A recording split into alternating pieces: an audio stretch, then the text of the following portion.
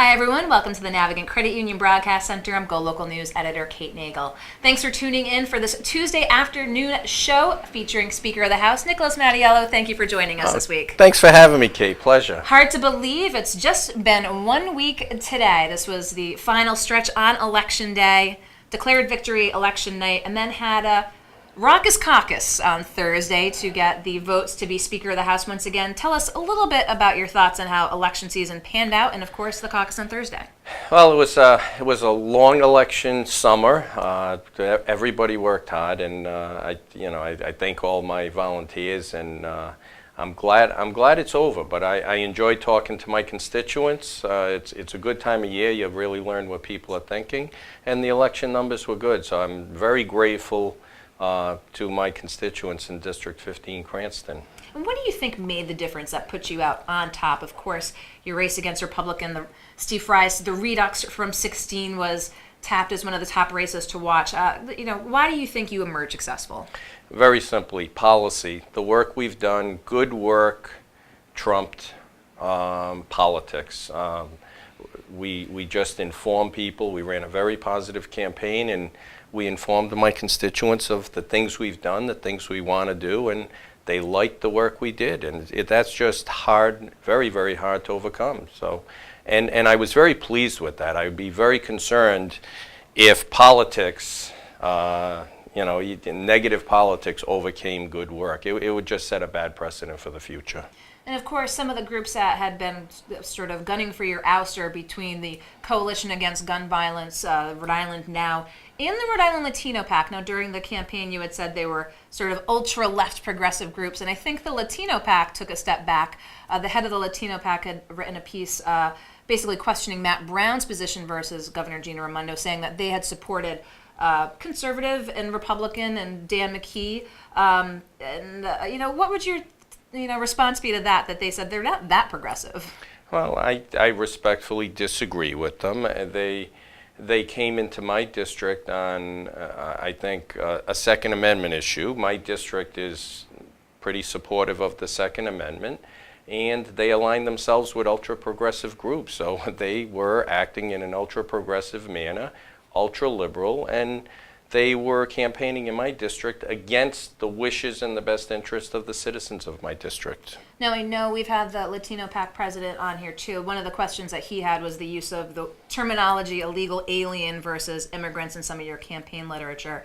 Do you think that you have a good connection with the Latino community? I have an excellent connection with the Latino community. This is just one individual PAC, and I have no idea what they were doing in my district. So I just don't know. But I have an excellent relationship with my Latino colleagues in the House, and I'm an attorney. I represent a lot of Latinos, and I have a great relationship with that community. He was just out of step with his own community. Let's talk a little bit about the groups and the makeup of the Assembly moving into 19. Of course, the progressives as well as the Republicans now at 9. Now, looking at a little bit of a divided chamber, some have said maybe looking back to Carlin and Bevilacqua, but what's your thoughts on, there's been some chatter, could the progressives and the Republicans align on any issues? Do you see that happening? Well, let me say, first of all, every issue is different, but I do not see the Republican caucus aligning with the Progressive caucus. They share absolutely nothing in common, and I look forward to working with both caucuses, and on average, caucuses and people are driven by issues and the things they care about. So we'll work with everybody on things they care about, and I wouldn't be surprised if on different issues people of some of these caucuses just go a different way, and because we all care about different things, we're not all the same. Speaking of all the same, the first budget that you introduced when you were Speaker got unanimously approved. I'm assuming you do not anticipate this in the 2019 session. Well, we could always be optimistic, but I anticipate getting a solid 50+ votes on the budget. What it is right now, I'm not gonna predict. And so let's talk a little bit about the budget. Obviously, that's always the big focal point moving forward. But let's talk about the session as a whole, and as you've always touted, looking to drive business and business-friendly environment here in the state forward. Unemployment numbers are low. URI's Len Ladaro's Current Conditions Index, just today released, said it was, though, a disappointing third quarter with some concerns about the economic performance in Rhode Island. What are you looking to achieve in this upcoming General Assembly session that can really, again, move that needle for Rhode Island's economy forward? Well, you have to continue on job development, training our employees to be the best in the region, if not the country. You have to make sure we're competitive tax-wise. Our regulatory system really has to be looked at. We have to look at that much more closely and just make sure we have an environment that's competitive. We're seeing it nationally. We're seeing it in Rhode Island. If you have a competitive environment, the businesses will rise up to the challenge and do their job, and we're seeing it. But we just have to do more, and we have to keep moving in the right direction. And all of the things that drive an economy have to move in the right direction. And one of the things that I do, usually every year or every 2 years, is speak to Len Ladaro and get some ideas from some of the experts on what best to do. But we'll be very focused on the economy. And I have to work with the governor. We've got a meeting that's going to be set up very soon, and the Senate president. And ultimately, it's a collaborative effort. And so let's talk, you talked about the economic priorities up at the Assembly, and always the car tax reduction and elimination has been high on your list of priorities. But what would you say are your top priorities this coming session? My very top priority is the car tax elimination. People are really anxious for it across the state. And you saw that in this election cycle. The level of anger that we had 2 years ago was greatly, greatly reduced. In fact, I would say people were relatively happy with their government. We made some decisions that people are very comfortable with, and they responded at the polling places. So we're going to keep moving in the direction of responding to our citizens. And let's talk a little bit about some of those initiatives at the Assembly level. Let's talk about the governor's statements made during the campaign that she would, now that she is reelected, would like to extend the free tuition from CCRI to 2 years at the other states' institutions as well. Now, Go Local has reported on some of those numbers of the performance of the program. What's your thought on that? Do you think the program has been effective, and do you think it deserves a look for an expansion? Well, I don't know if it's been effective yet. Let's give it another cycle or two and see what the numbers are and see what the outcomes are. But as far as an expansion, one of the things that I'm very concerned with is the sustainability of an expansion and making sure that the schools have the resources to be competitive and to be a place that Rhode Island citizens can be proud to send their kids. My son went to URI, and I was very proud to send them there. We have great programs at URI and RIC. We have to make sure that they remain competitive and that the resources are there. So I give the governor a lot of credit. Education and job development, job training, those are things that she really concentrates on, and that's great because we need to do more of it. But we have limited resources and we're competing with other states. So we'll have that conversation. I'm certainly not going to make a decision relative to that. I know what the issues are. I believe she certainly knows what the issues are. The Senate President knows what the issues are. All of our colleagues also.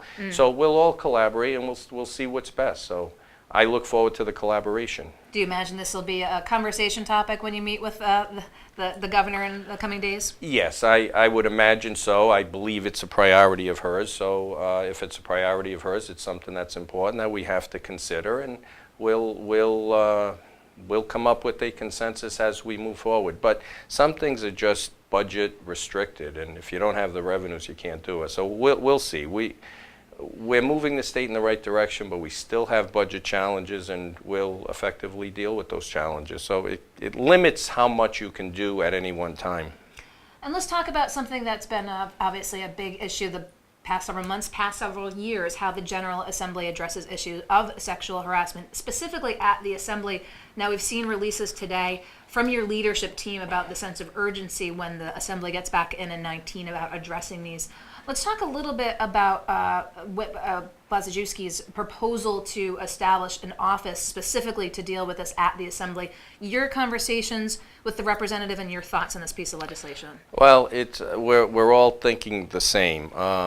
I said on a different publication, a media outlet last week, that I want to get it out of my office, and I think that we have to have an office dedicated just for that.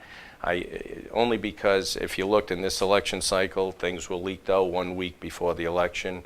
You know, there's too much politicizing of these very sensitive issues. So we're going to create an office with the expertise to deal with just this particular issue. And I've been working with Representative Blazejewski and my legal counsel, and we've already done a lot of research on this. So I expect we'll be moving forward relatively soon. I was just going to ask, do you see it as being a top priority for movement when the General Assembly reconvenes? Yes, it's a top priority. When I leave here, Kate, I'm going back to work on this very issue.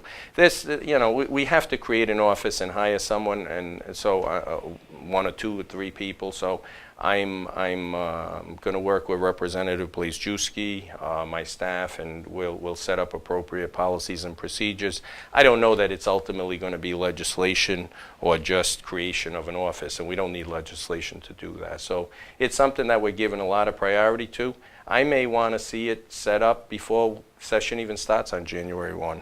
Okay, we're going to continue to keep a close eye on that issue. And one that was a top issue during the last session as well, looking forward to 19, the statute of limitations on sex crimes and where Rhode Island stands comparative to other New England states, where things had ended sort of in 2018, and what do you expect moving forward? Will you give fair hearing to this legislation to look to extend the statute of limitations? Oh, absolutely. That's an issue that was blown a little out of proportion. We had one representative advocating for this last time, and there was a fair share of resistance to it.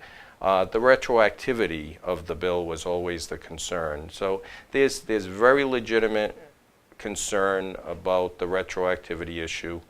There's a very serious fairness issue relative to that. But I do think that the statute should be made longer. And we had an agreement, I thought, with the representative who was proposing the legislation, and at the last minute the agreement fell apart and we didn't go forward with it. And that's fair. That happens with a lot of different pieces of legislation. So this year we'll go back at it and start and work on it and see what we can come up with. But I think everybody agrees, and it seems to have gained momentum. Now it's not one individual. They had a rally or a press conference at the State House about it. So it has, as you mentioned, gathered some steam. It's gathered steam, and clearly they'll be putting some pressure on this issue up there. And it doesn't really need a lot of pressure. It needs collaboration. It needs more hands in the soup, so to speak, so that we get more opinions. I never liked, even going back to when I was majority leader, when you only had one voice on an issue. I just felt as though you weren't getting enough input, plus and minus. So we have a lot more input. I've gotten input from the public. We've gotten input from other colleagues. I look forward to working with Representative McEntee on the issue, and I think we'll get something done. And speaking of the public's input, when Go Local had been in the polls with Harvard pollster John Della Volpe, 89% of respondents said that they think that the Attorney General here should look into the Catholic diocese and issues pertaining to sex abuse following now more than a dozen states. Should the AG in Rhode Island be looking into an investigation here? I don't know. It depends on the facts. It's not something I focused on. If there's problems, they should look into it. My understanding, and this is just my very general understanding, is that the problems we've had in Rhode Island have been resolved decades ago, and that they have appropriate policies and procedures in effect. But if there are problems, absolutely the Attorney General should look into them. I don't know if there are or not. Okay, and let's talk a little bit as well, some issues here in Providence. The proposal by Jason Fain to put a tower on the 195 land, making its way through the Providence City Council. But of course, it's a public policy issue. Your thoughts on that development here in Providence? You know, as I speak to people, what I can tell you is most people want to see the development move forward, and that's both in Providence and outside of Providence. So the Senate President has a proposal. I'm happy to look at it, and I think it's something we have to give a lot of consideration to. However, it's a little drastic to usurp the zoning laws of a particular city, and that's something that a lot of people are not going to be comfortable with. So we'll have our conversations with the mayor of Providence and everybody involved. I will say this is a unique piece of land. It's predominantly a state piece of land that we acquired when the highway was relocated. So perhaps this is one piece of land where we can make an exception with and move forward. But most people want to see that go forward, and I'd like to see the project move forward also. Speaking of economic development, let's tack to Pawtucket. Now, we obviously saw the fate of the Paw Sox. We have seen Mayor Don Grebian say that he needs state leaders with some assistance for Hasbro there as well.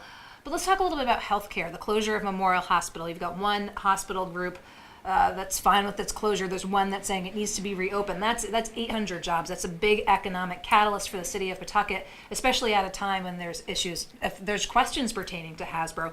You know, what have your conversations been with Mayor Don Grebian about the role the assembly is going to be playing in this process? He talked about just the other week the need to talk with leadership about Hasbro, but between Memorial, let's speak to the latter.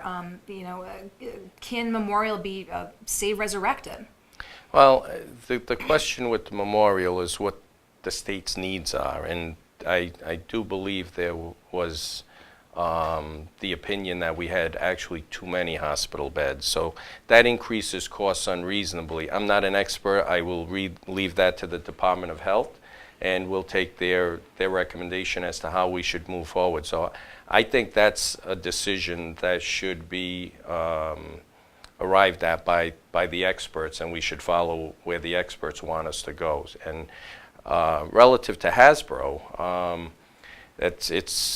we're very fortunate as a state to have a world-class corporation like Hasbro headquartered here. So that's something that we are going to have to look at. And just this morning, I've had my administrative assistant reach out to the governor's staff and set up a meeting, and we'll be talking with the governor and the Senate president and the mayor and trying to address that situation most appropriately. I don't want to say what the options are right now, but we're going to give this high priority. It's a very important issue for Rhode Island. Speaking of high priorities, you talked about going back to look at that legislation, work on the legislation regarding the potential for an office or position of oversight of sexual harassment in the General Assembly. You talked about meeting with the governor and the Senate president. Here we are, we're in the waning weeks of November into December. What are your priorities and what's on your list of things before the General Assembly comes back in January? Well, as I've said, my priority is the car tax phase out. I've promised that to the citizens. They really responded well to that. It's something that everybody across the state wants, and we're going to get that done for them. Secondly, jobs in the economy. So that means Hasbro, the situation with the headquarters, and I can see why they want a new headquarters. It's a world-class company in a very old factory building. So that's something that has to be addressed. And jobs in the economy, whatever we have to do tax-wise, regulatory, incentive-wise, education-wise, to move our economy forward, those are the things that we have to prioritize and work on. And giving jobs in the economy priority in the past has really brought us to where we are today. And it's much improved over the last 4 or 5 years. But even with an improved economy, we have a lot of work to do, and we have to keep moving in the direction of a better economy. So that's going to remain my priority. Relative to sexual harassment issues, I do want to say this, and even Rep. Tanzi said, it's not like it's being portrayed, and I think she said it's not Animal House, so I will say it's not like it's being portrayed. We've had a couple of allegations. We've had no vetting of those allegations. Let's please keep that in mind. Most of the women that I talk to in the General Assembly have never felt harassed by anybody, but because it's a sensitive issue and you want everybody to feel as comfortable and secure as possible, it's going to get high priority. And I'm hoping that by January 1, when we start session, we have an office in place that's dedicated to addressing that issue and making people feel more comfortable. Well, I appreciate your taking the time to come in here again just 1 week after Election Day as we look ahead to the 2019 General Assembly session. Speaker Nick Mattiello, thank you so much for coming in today. Thank you. Appreciate your watching. We'll be back here tomorrow in the Navigant Credit Union Broadcast Center. But again, stay tuned for this evening at the City Plan Commission as they take up a proposal for further development on Blackstone Boulevard here in Providence. We look forward to seeing you tomorrow. I'm Go Local News Editor Kate Nagel.